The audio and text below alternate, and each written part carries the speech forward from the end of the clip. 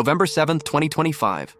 The Carnival Horizon cruise ship is making its way back to Miami after a week-long Caribbean vacation. Families are packing their bags, taking final photos, and preparing to disembark. Children are running through the corridors one last time. Couples are exchanging contact information with new friends they made during the voyage, and crew members are beginning the massive task of preparing the ship for its next group of passengers. It's a scene that plays out thousands of times a year on cruise ships around the world. Ordinary, routine, unremarkable. But in one cabin on that ship, something deeply disturbing is waiting to be discovered. At 11:17 in the morning, a housekeeper named enters the room to begin her routine cleaning.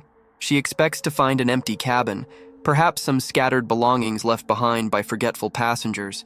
Instead, she notices something strange under one of the beds. At first, it might have looked like extra bedding or luggage that had been shoved underneath for storage. But as she looked closer, the horrifying truth became apparent. Wrapped in a blanket and covered with life vests, as if someone had desperately tried to hide their crime, lay the body of 18-year-old Anna Kepner. The young woman's neck bore two distinct bruises, the telltale marks of someone who had fought for her life against an attacker, who held an arm across her throat until she stopped breathing. Her eyes were closed. Her body was cold. She had been dead for hours, lying there in the darkness under that bed while the ship sailed on, while passengers laughed and dined and enjoyed their vacation, while her own family searched for her and wondered where she had gone. Anna Kepner, a high school cheerleader with dreams of joining the United States Navy, a straight-A student described by everyone who knew her as bubbly, kind, and full of life, had been murdered. Not by a stranger, not by some random predator who had somehow gotten aboard the cruise ship. No, the evidence would soon point to someone much closer to home. The prime suspect in Anna Kepner's murder is her own 16-year-old stepbrother, the boy who was sharing that very room with her, the boy who was supposed to be her family. This is the story of what happened on that cruise ship. A story of a blended family with deep dysfunction hiding beneath a carefully curated social media surface. A story of a teenager with a dark side that nobody wanted to see, or perhaps that everyone saw but chose to ignore. A story of an 18-year-old girl who trusted the wrong person, who let her guard down in what should have been the safest place in the world, her own family, and paid for it with her life. More than 2 months have passed since Anna's body was discovered. As of January 2026, no arrest has been made. The FBI continues its investigation, but for reasons that remain unclear, the 16-year-old stepbrother, who all evidence points to, remains free. He's out there somewhere, living with distant relatives, his location known only to his parents and law enforcement, while Anna Kepner lies in a grave, her dreams of serving her country forever unfulfilled. But the evidence tells a chilling tale, and by the end of this story, you'll understand exactly what happened in that cabin on November 6, 2025, and why there's no doubt about who killed Anna Kepner. Let's start at the beginning. Who was Anna Kepner? To understand the tragedy of her death, we first need to understand the life she lived and the person she was. Anna Kepner was born on June 13, 2007 in Titusville, Florida, a small city on the Atlantic coast, best known for its proximity to the Kennedy Space Center. Her parents were Christopher Kepner and Heather Wright, and like many American families, theirs did not stay together. Christopher and Heather separated when Anna was young, and Anna grew up splitting her time between two households, navigating the complicated dynamics that come with having divorced parents. Despite the challenges of her upbringing, Anna thrived. She was the kind of kid who refused to let circumstances define her. By the time she reached high school, she had established herself as one of the brightest and most beloved students at Temple Christian School in Titusville. She was a varsity cheerleader, a position that required not only athletic ability, but also dedication, teamwork, and countless hours of practice. Her teachers described her as a bright, kind-hearted young woman whose presence brought warmth and energy into the classroom. She wasn't just smart. She was the kind of student who made everyone around her want to be better. Anna maintained straight A grades throughout high school, a remarkable achievement for any student, let alone one who was also balancing the demands of varsity cheerleading and a complicated home life. She was meticulous about her schoolwork, the kind of person who turned assignments in early and studied for tests days in advance. Her academic excellence wasn't about showing off, it was about building a future. Anna had big plans, and she knew that good grades were the foundation upon which those plans would be built. What were those plans? Anna Kepner wanted to serve her country. She had set her sights on joining the United States Navy, a goal she had been working toward for years. In the months before her death, she had completed her entrance testing for the military, taking the ASVAB, and passing with flying colors. She was months away from graduating high school, with plans to ship off to basic training shortly after walking across the stage to receive her diploma. She had her whole life mapped out: serve in the Navy, see the world, make a difference. At 18 years old, Anna Kepner had more direction and purpose than many people twice her age. But Anna wasn't all seriousness and ambition. She had a playful side, a sense of humor that could light up any room. Her biological mother, Heather Wright, described her as a great girl who never got into trouble. She always wanted to make people laugh, Heather said. That was Anna's gift, her ability to find joy in everyday moments and share that joy with everyone around her. She loved animals, especially dolphins and butterflies, creatures that symbolized freedom and grace. She was a fan of heavy metal music, an unexpected passion for a cheerleader, but one that spoke to her eclectic personality. She loved the Georgia Bulldogs football team and dreamed of one day becoming a cheerleader for the university. Anna also loved the water. Growing up in Florida, with its endless beaches and abundant lakes, she had developed a deep connection to aquatic environments. We were constantly going to the lake here where I live so she could go swimming, her mother recalled. Anna was the kind of person who was happiest when she was in or near the water, feeling the sun on her face and the cool embrace of the waves. It's a cruel irony that she would die on a cruise ship, surrounded by the ocean she loved, murdered in a cabin while thousands of gallons of seawater passed beneath the hull. Anna had a significant social media presence with over 12,000 followers across various platforms. But unlike many teenagers who chase clout and viral fame, Anna's following was organic, built on genuine connections rather than manufactured controversy. People were simply drawn to her positive energy, her infectious smile, her ability to make everyone feel seen and valued. She posted about cheerleading, about her family, about her dreams for the future. Her social media was a reflection of who she really was: optimistic, loving, and full of hope. Everyone loved Anna. That phrase comes up again and again when you talk to people who knew her. Her classmates loved her. Her teachers loved her. Her family loved her. She was the kind of person who didn't have enemies, who went out of her way to be kind to everyone, who never had a bad word to say about anyone. In a world that often seems dominated by cruelty and selfishness, Anna Kepner was a beacon of light. Everyone loved Anna. Everyone except, it seems, one person. Now we need to talk about the family dynamics that led to Anna sharing a cruise ship cabin with her alleged killer.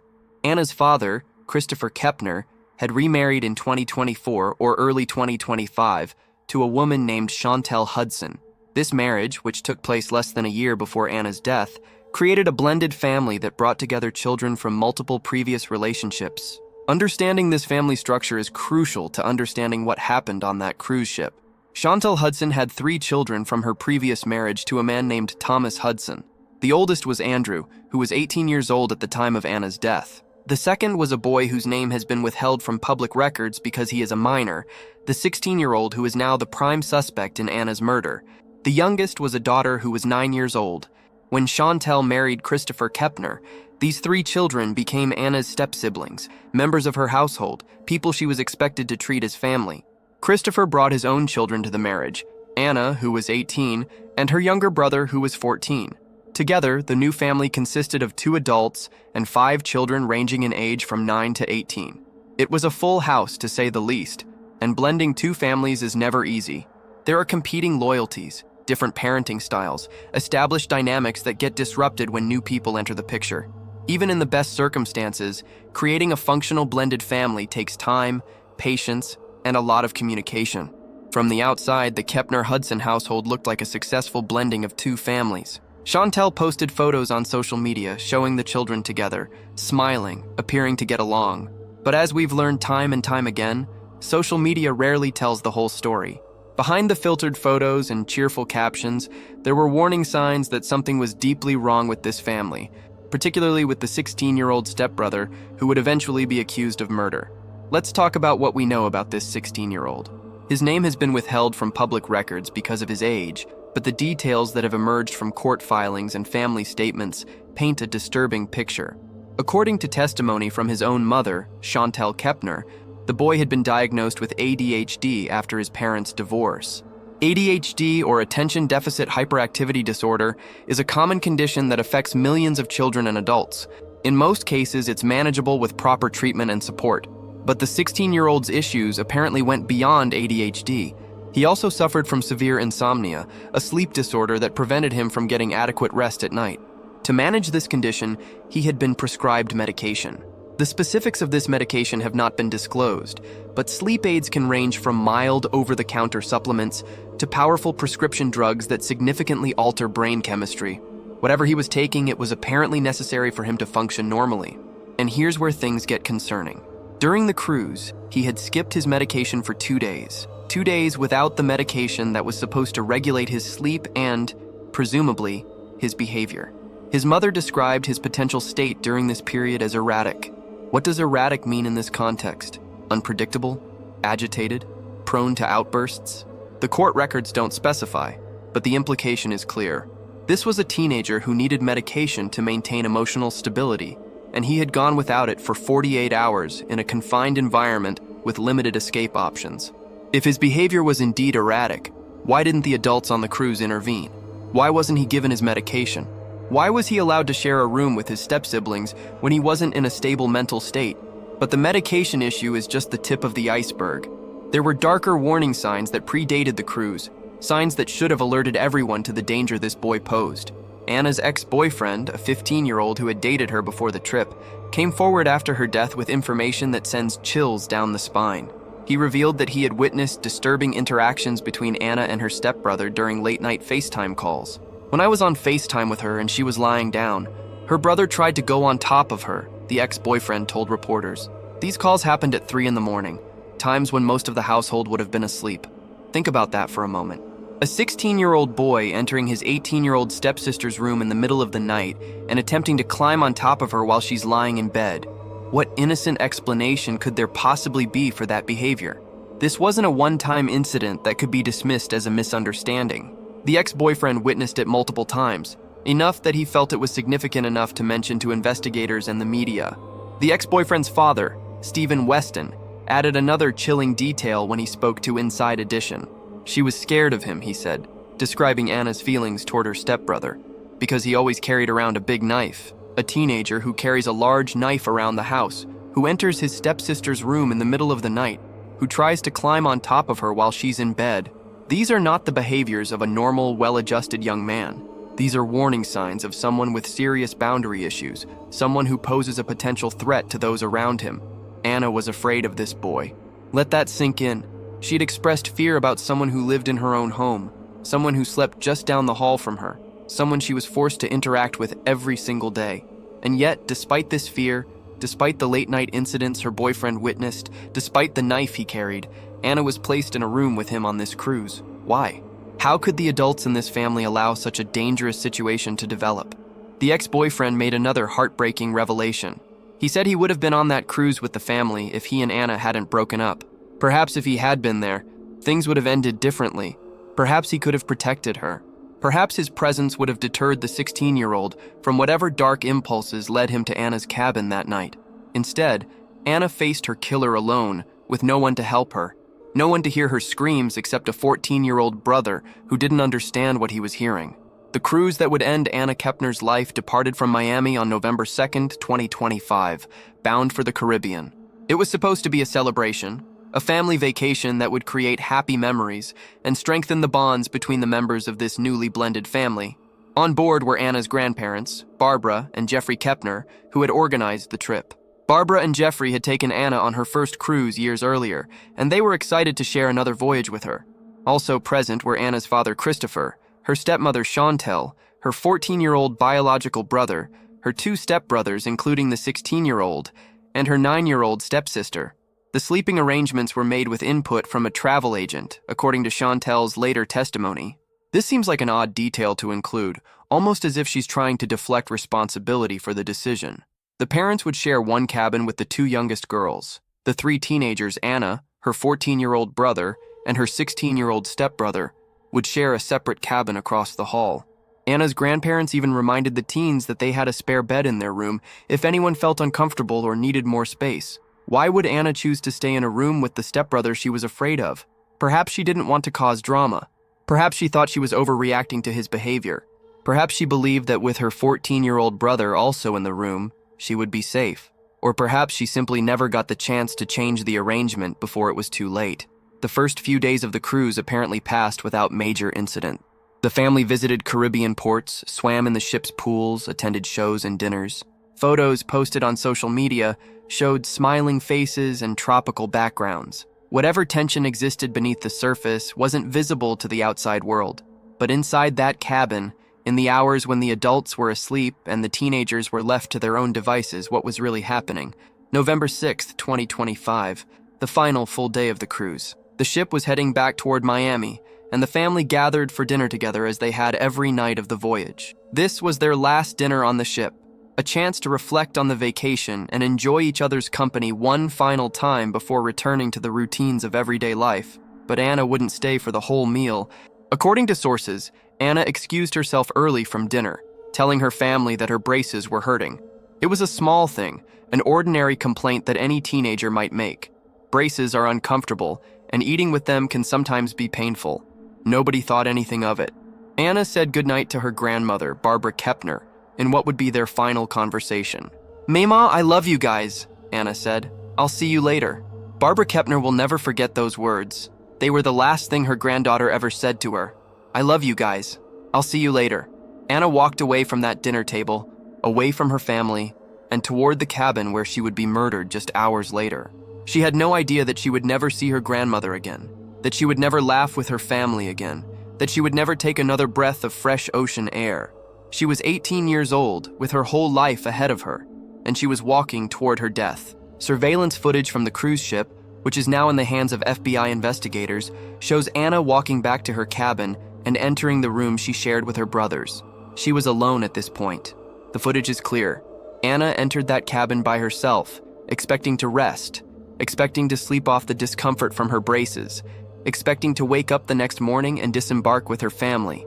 After finishing their meal, the two boys, the 14-year-old and the 16-year-old, returned to the cabin as well. The timeline of their arrivals is crucial to understanding what happened next. At some point after both boys were in the room, the 14-year-old brother decided to go back out and explore the ship. He was 14, full of energy, probably not ready to call it a night while there were still activities and adventures to be had on the ship. His decision to leave would prove fateful.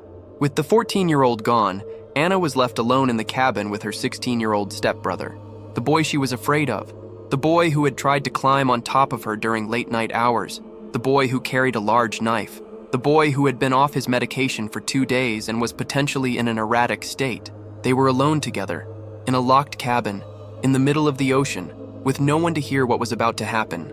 According to what the 14-year-old brother later told authorities while he was out exploring the ship, he overheard something that should have set off alarm bells. He heard yelling coming from the cabin. The door was locked, with Anna and the 16-year-old inside, yelling, in a locked room, with his sister and stepbrother. Think about what this means. A 14-year-old boy hears screaming coming from the room where his sister is locked inside with their stepbrother. He doesn't know what's happening on the other side of that door, but he knows something is wrong. People don't yell for no reason. The door doesn't get locked unless someone wants privacy, unless someone doesn't want to be interrupted. What was going through his mind in that moment? The reports don't tell us what the 14-year-old did when he heard the yelling. Perhaps he assumed it was a typical sibling argument, the kind that happens in every family. Perhaps he was too young to understand the gravity of what he was hearing. Perhaps he knocked on the door and got no answer. Perhaps he called out for Anna and received only silence in return. Perhaps he simply walked away, not realizing that on the other side of that door, his sister was fighting for her life. Whatever he did or didn't do, the 14-year-old eventually returned to the cabin to go to sleep. By this time, the yelling had stopped. The cabin was quiet. When he entered, Anna was not in her bed. He looked around, but she was nowhere to be seen. Where was she? The 14-year-old assumed she had gotten a second wind and gone out to spend more time with the adults. It was a reasonable assumption. Anna was 18, an adult by legal standards, free to come and go as she pleased. She probably went to the casino to hang out with Mama and Papa, he might have thought. She'll be back later. So the 14-year-old went to sleep. He climbed into his bed, closed his eyes, and drifted off, never knowing that just a few feet away, hidden under the bed, wrapped in a blanket and covered with life vests, lay the body of his sister. Anna had been dead for hours by then, murdered by someone in that very room, her body hastily concealed by her killer. The 14-year-old slept through the night with his dead sister just feet away. He had no idea. He couldn't have known. But where was the 16-year-old during all of this? If Anna's body was under the bed and the 14-year-old was asleep in his own bed, where was the third occupant of that cabin? The answer to that question could be crucial to the investigation, but it hasn't been publicly disclosed. Did the 16-year-old leave the cabin after killing Anna? Did he sleep in his own bed, just feet away from the corpse of the girl he had just murdered? Did he spend the night wandering the ship, trying to establish an alibi, trying to act normal while his stepsister's body grew cold in the room they shared? The next morning, November 7, 2025, Anna didn't show up for breakfast. This was unusual, deeply unusual. Anna was reliable, punctual, the kind of person who showed up when she said she would. She wasn't the type to sleep in and miss a family meal, especially not the last breakfast of the cruise. Her family began to worry. Where was Anna? Had anyone seen her? When was the last time anyone had spoken to her? A search began. Family members checked the pools, the restaurants, the common areas of the ship. They called her phone and got no answer. They asked crew members if they had seen her. The worry turned to panic as the minutes ticked by and Anna remained missing. Something was wrong. Something was very wrong. Meanwhile, the housekeeper arrived to clean the cabin. She had a schedule to keep, rooms to prepare for the next set of passengers who would board the ship in just a few hours. She entered the room occupied by the 3 teenagers, expecting to find it empty, or perhaps occupied by a late sleeper who needed to be gently reminded that it was time to vacate. What she found instead would change everything. At 11:17 that morning, the housekeeper discovered Anna Kepner's body. It was stuffed under one of the beds, wrapped in a blanket, covered with life vests. The young woman who had been so full of life just hours earlier was now cold and still, her eyes closed, her body bearing the marks of a violent struggle. The housekeeper's screams brought security personnel running.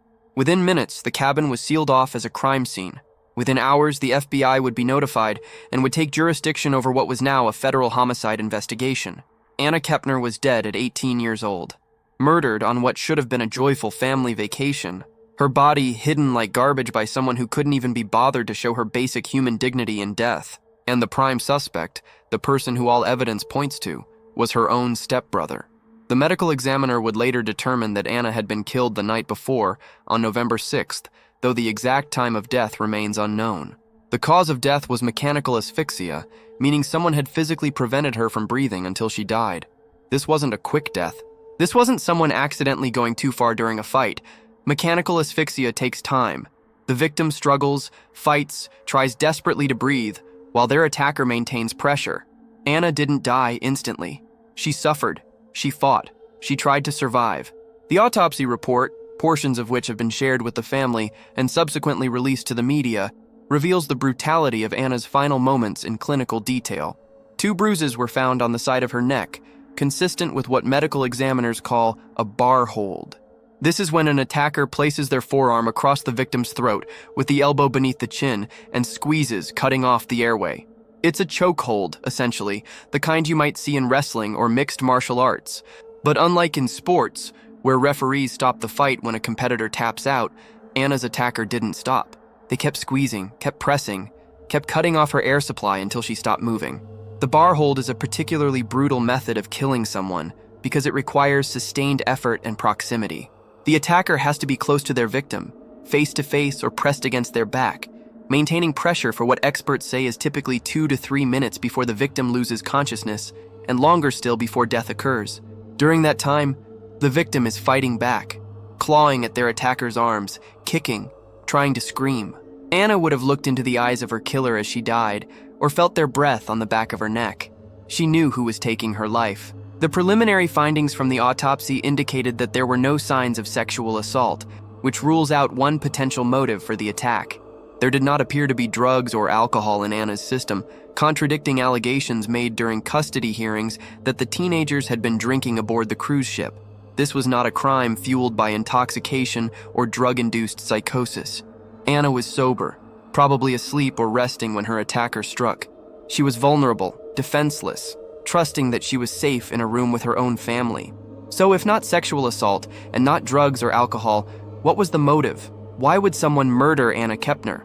The answer to that question remains unclear, but there are several possibilities. Perhaps the 16-year-old had developed an obsession with his stepsister, and when she rejected his advances, he snapped. Perhaps there was an argument that escalated beyond anyone's expectations. Perhaps the boy, off his medication and in an unstable state, simply lost control of whatever dark impulses he had been suppressing. Or perhaps there was no rational motive at all, just the senseless violence of a disturbed mind acting on urges that can't be explained or understood. What we do know is that after killing Anna, her murderer took steps to conceal the crime. They wrapped her body in a blanket. They covered her with life vests. They shoved her under the bed, hiding her from view. These are not the actions of someone acting in a blind rage, someone who kills and then immediately calls for help or turns themselves in. These are the calculated actions of someone trying to avoid getting caught, someone who knew what they had done and wanted to delay the discovery of their crime for as long as possible. The concealment of Anna's body gave her killer several hours of freedom, hours during which they could establish alibis, act normal in front of family members, pretend that nothing had happened. The 14-year-old brother slept in that cabin all night without knowing his sister's body was under the bed.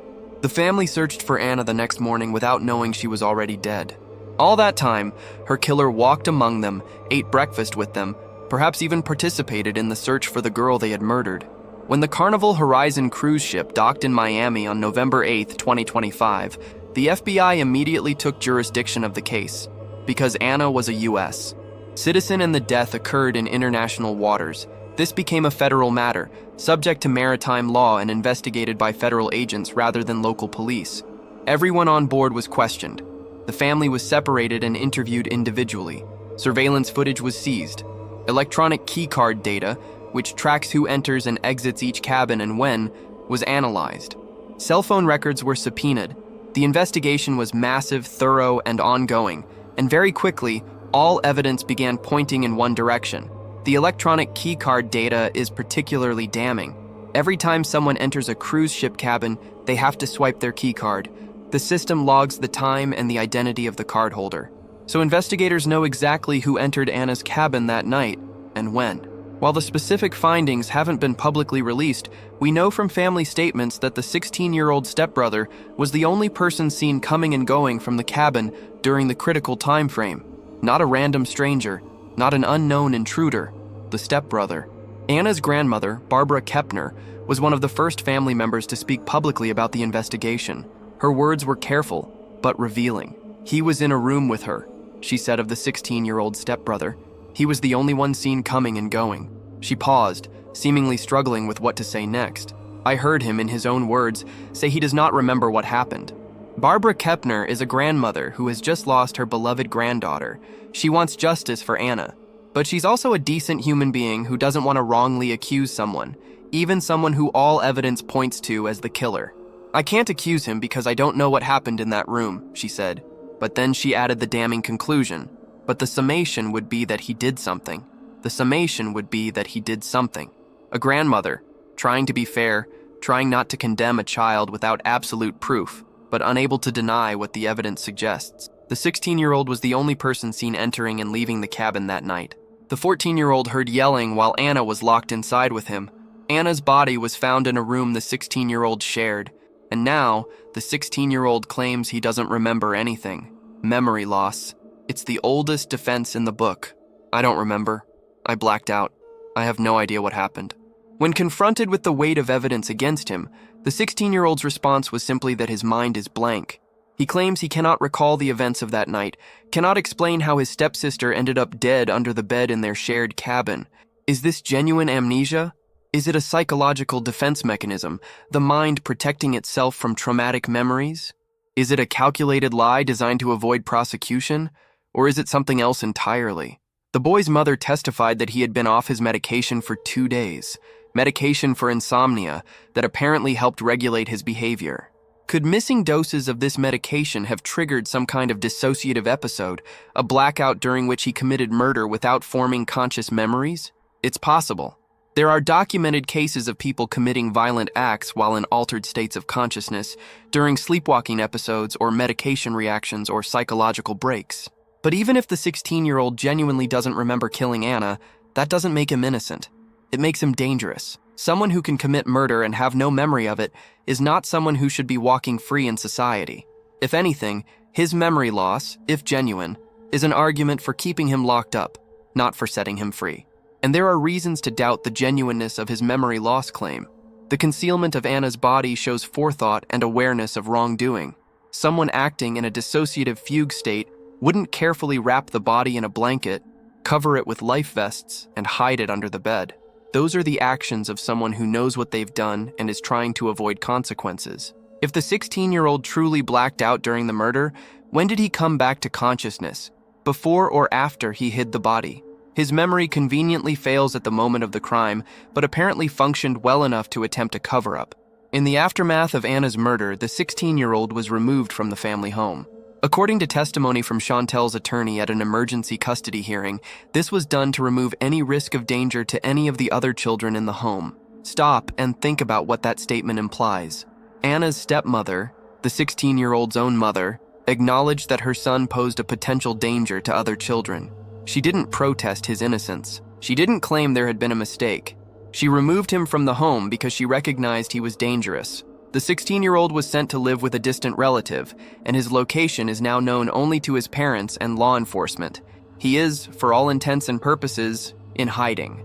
A murder suspect walking free, living under an assumed name or in an undisclosed location, while his victim's family grieves and waits for justice that seems endlessly delayed.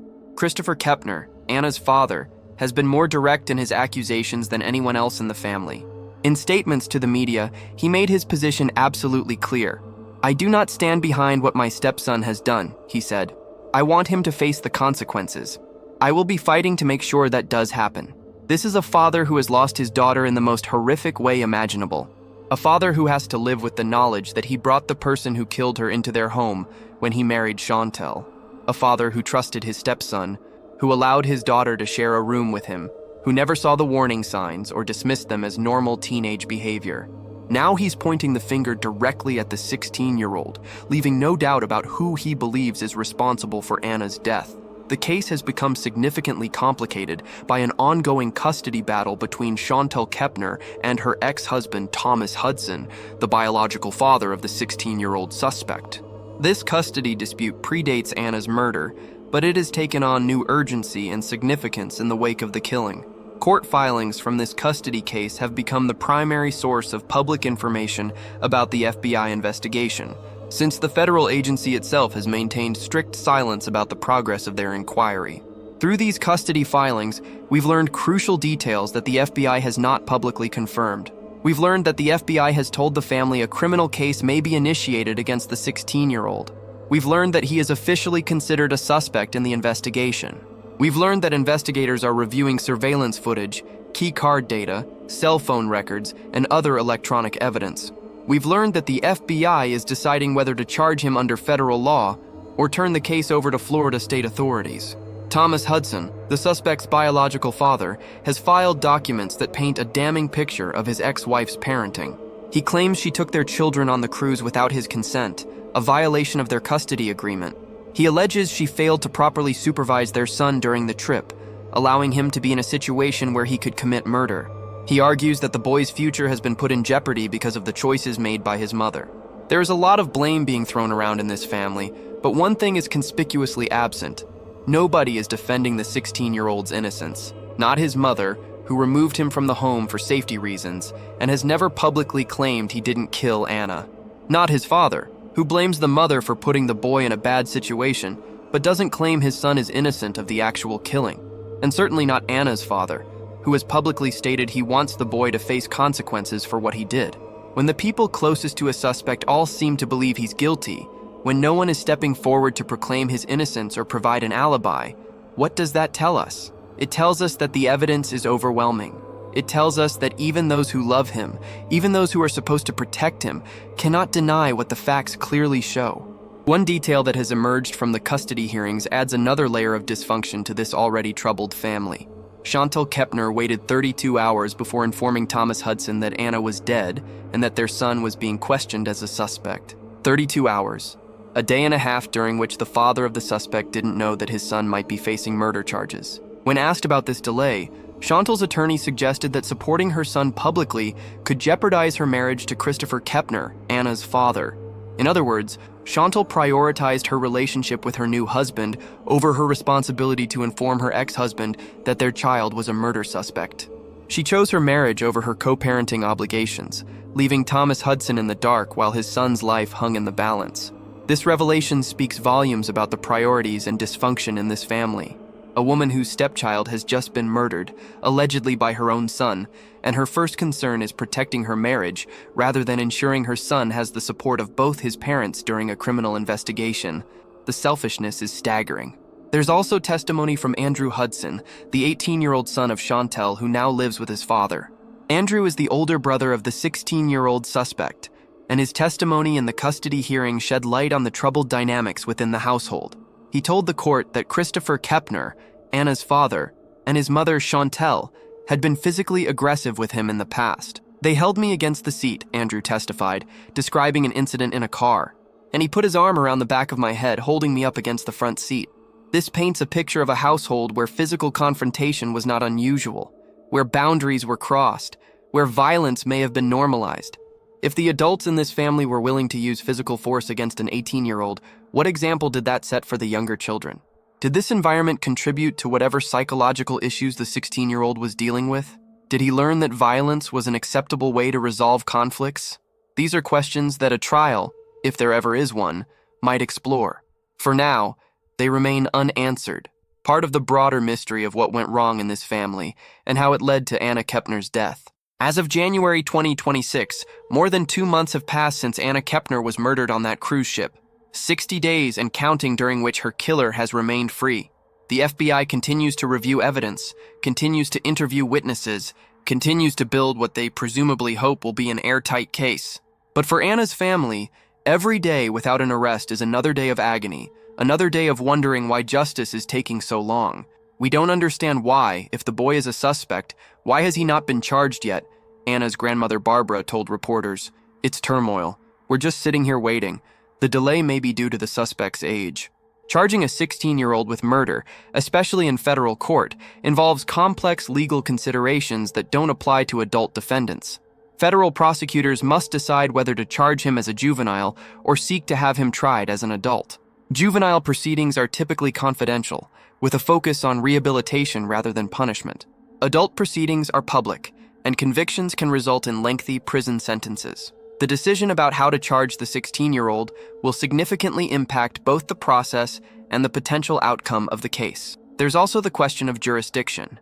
The FBI has federal jurisdiction because the crime occurred in international waters, but they have the option of turning the case over to Florida state authorities if they determine that state court would be a more appropriate venue.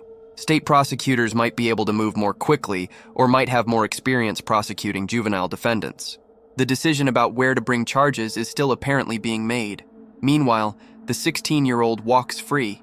He's out there somewhere, living with distant relatives, presumably attending school or being homeschooled, going about his life while Anna Kepner lies in a grave. Her dreams of joining the Navy, of serving her country, of building a life for herself, all of that died with her in that cruise ship cabin.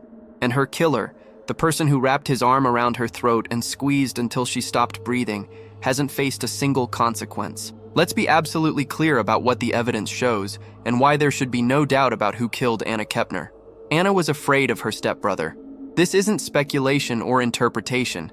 Her ex-boyfriend directly stated that she was scared of him. Her ex-boyfriend witnessed the stepbrother trying to climb on top of her during late-night video calls. The stepbrother carried a large knife around the house, behavior that frightened Anna and those who cared about her. On the night of the murder, Anna was locked in a room with the stepbrother. Her 14-year-old brother heard screaming coming from inside. She was killed by someone who held an arm across her throat until she stopped breathing, leaving 2 distinctive bruises on her neck. Her body was hidden under the bed, wrapped in a blanket covered with life vests. The stepbrother was the only person seen entering and leaving the cabin during the critical time frame. He now claims he has no memory of that night. His own family removed him from the home because they considered him a danger to other children. If this evidence isn't enough to arrest someone, what would be? If this evidence isn't enough to charge someone with murder, what standard are we applying? Anna Kepner deserved better than this. She deserved to graduate high school with her classmates. She deserved to join the Navy and serve her country. She deserved to live her life, to fall in love, to have children of her own someday, to grow old surrounded by people who loved her. Instead, she was killed at 18 years old by someone who was supposed to be her family, someone who shared her home, someone who ate dinner with her every night, someone who slept in a room just feet away from her. The 16-year-old stepbrother may be hiding behind his youth, using his status as a minor to avoid the full weight of the justice system.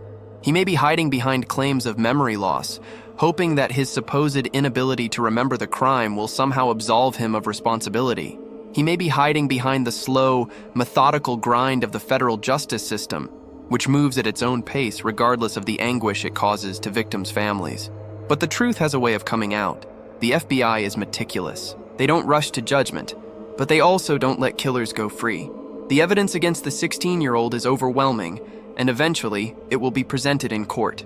When that day comes, when charges are finally filed and a trial begins, the world will see exactly what happened in that cabin on November 6, 2025.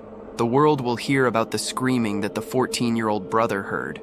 The world will see the surveillance footage and keycard data that places the stepbrother at the scene. The world will hear from medical examiners about the bruises on Anna's neck and the bar hold that killed her. And the world will render judgment on the 16-year-old boy who took his stepsister's life. Anna Kepner was someone's daughter. She was the light of her mother's life, the pride and joy of her grandparents, the beloved friend of everyone who knew her. She was a cheerleader who led her squad with energy and enthusiasm. She was a student who excelled in every class she took. She was a dreamer who had her whole future planned out. She was 18 years old with decades of life ahead of her. And she was murdered by the one person on that cruise ship who was supposed to be her brother. Not a stranger, not a random predator, but someone who sat across from her at the dinner table, who shared her home, who was welcomed into her life when her father remarried. She trusted him enough to share a cabin with him. She had no idea that trust would cost her everything. Anna fought for her life in that cabin. The medical examiner's report makes that clear. The bruises on her neck, the signs of struggle, all of it points to someone who did not go quietly, who refused to surrender, who clawed and kicked and screamed for help that never came. For what must have felt like an eternity, Anna Kepner fought against the arm that was crushing her windpipe, fought for every breath, fought to survive. And when it was over, when her body finally went limp, her killer didn't call for help. He didn't show a moment of remorse. He wrapped her in a blanket, covered her with life vests, and shoved her under the bed like she was nothing. That's who the 16-year-old is. Not a misunderstood teenager who made a terrible mistake, but someone who could murder his stepsister and then calmly hide her body. Someone who could sleep in the same room as her corpse, or walk among her grieving family the next morning, pretending not to know where she was. Someone who, when confronted with the evidence of his crime, claims he simply doesn't remember. This case is not complicated. The suspect is obvious. The evidence is clear. The only question that remains is how long it will take for justice to be served. For Anna's sake, for her family's sake, for the sake of every young person who deserves to be safe in their own home, let's hope that day comes soon. Because right now, as of January 2026, a killer is walking free. He's living somewhere, doing something, maybe even starting to believe he got away with it. Maybe he's sleeping soundly at night, no longer troubled by memories that he claims he doesn't have. Maybe he's moved on with his life, put the cruise ship and the cabin and the screaming and the bruises all behind him. But Anna Kepner can't move on. She's dead. She's in a grave somewhere in Florida. Her Navy dreams forever unfulfilled. Her life cut short at 18. And until her killer is behind bars, until he faces the consequences of what he did, until justice is finally served, Anna Kepner cannot truly rest in peace. The FBI knows who killed Anna Kepner. Her family knows who killed Anna Kepner. And now, anyone who has followed this case knows who killed Anna Kepner. The only question is when the rest of the world will be allowed to see him face justice. For Anna's sake, let's hope that day comes soon.